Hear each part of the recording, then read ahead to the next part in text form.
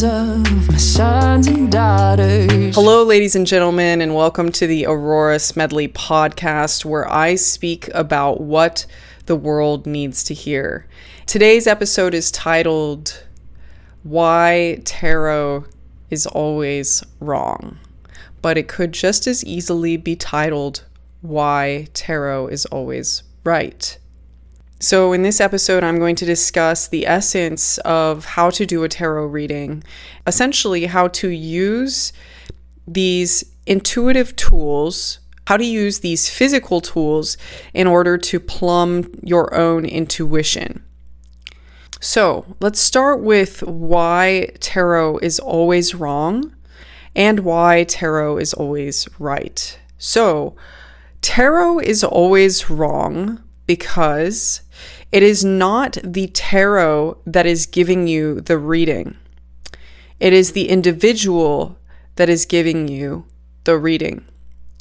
So the value of the tarot reading is not being provided for you by the cards, but rather through the person giving the reading who is accessing their intuition in connection with the reading in relationship with you. So all divinatory methods such as tarot, runes, I Ching, or other methods are derived in the understanding of the quantum nature of reality.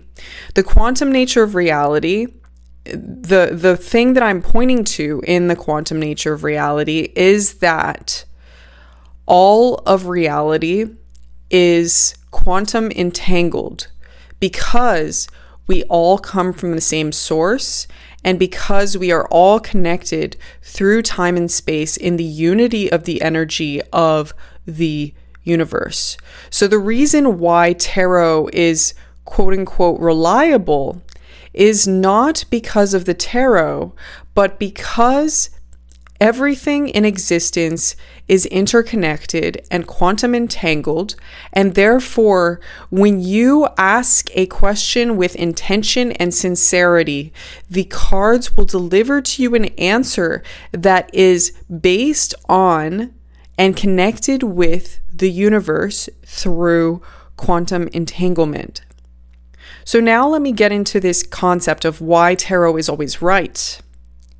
The reason why tarot is always right is because every single card has an infinite number of possible interpretations.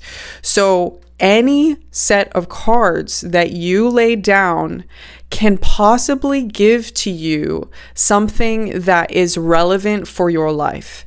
And since your life is infinite, or since your experience of life is a universe of its own, and since the card has an infinite number of possible interpretations, there is going to be some interpretation of the card which will always be relevant to your life as you are in this moment now. So this is why I'm saying that in one respect, the tarot is always wrong. In one respect, the tarot is always correct. And in one respect, the tarot does not matter because it is not the tarot giving the reading. It is the reader giving the reading. The essence of these divinatory methods is one, quantum entanglement. But the second essence of these methods is two, a way of plumbing your intuition for information. So these tools are actually less of a way of fortune telling, of fortune casting, but rather a way of you connecting with your own inner knowing in order to find a resolution to the question that is coming to you at the moment. Another thing that I want to bring up about tarot is that the relevance of the reading is only relevant at the moment that it is cast. The present moment is the only moment that truly exists, and the past and the future are always in flux. So any kind of fortune telling that the cards create are simply a snapshot of what the universe weather is at that moment in relation to the reading. So any future possibility from the cards is possible to change through your own application of consciousness and through your own application of free will and through the elevation of your own spirit and consciousness on this planet. Up to this point, I've pointed out that the cards indicate quantum entanglement, the unity of all things. The next thing that it indicates is that it is a tool for you to question and interrogate your own intuition. And then finally, you need to recognize that all past and future is malleable and that the shift in our own internal energy at any given moment can shift the possible outcome. So the cards simply provide a snapshot into what is applicable at the present moment with the level of consciousness that you have now. But there are infinite possibilities. There are infinite levels of possible consciousness that you can arise to.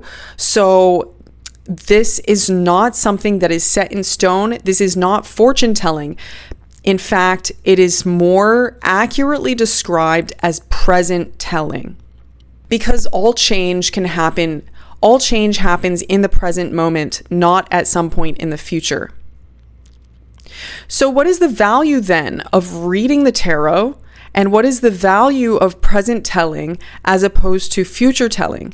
What is the point of having this kind of interrogation of our intuitive world?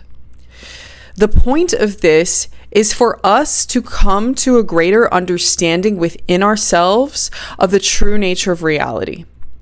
If you ask a question of the tarot, what the value it's bringing you is the wisdom of your own inner knowing.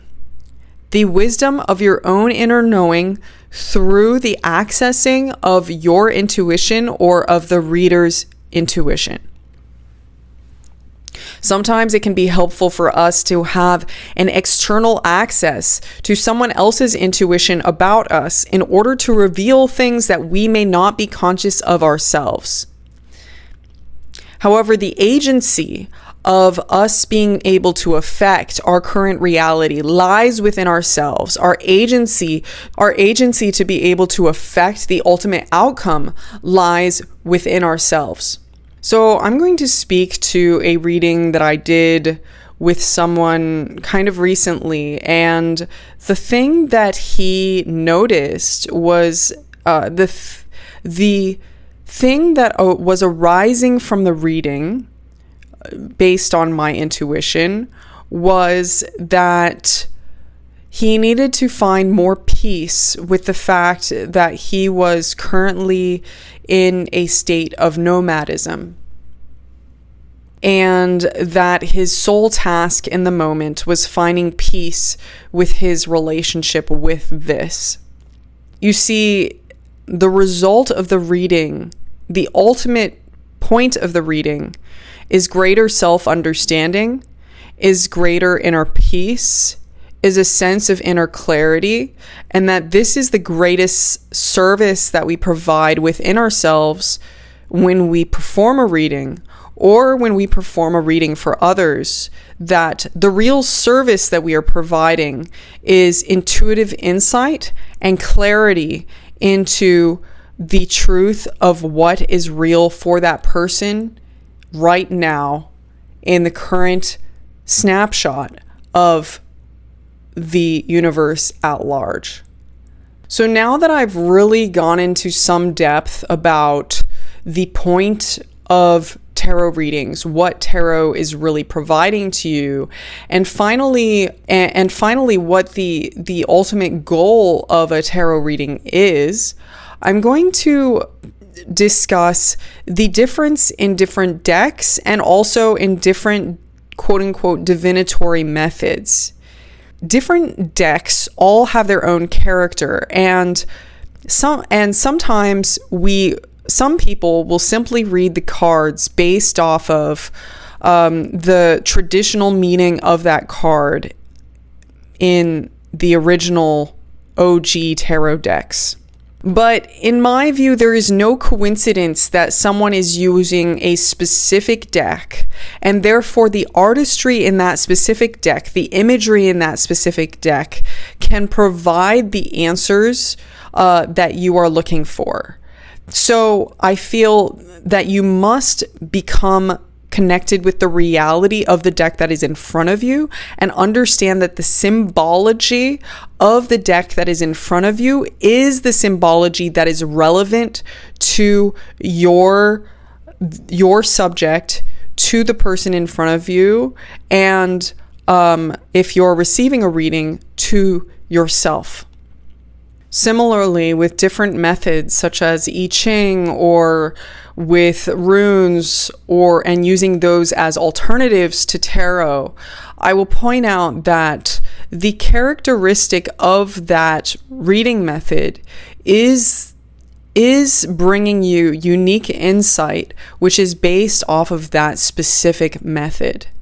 So in any circumstance, with any time that you are using a specific deck, a specific method of reading, there is no coincidence that you are using that specific kind of method, and therefore the specific characteristics of that method are the point.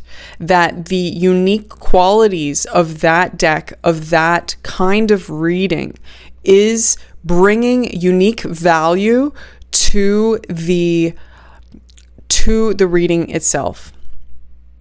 So thank you all very much for listening in, for your attentiveness, and I intend that this content is supportive to you as you introspect on your own questions using these tools as mirrors. So thank you very much, and I look forward to seeing you in the next podcast.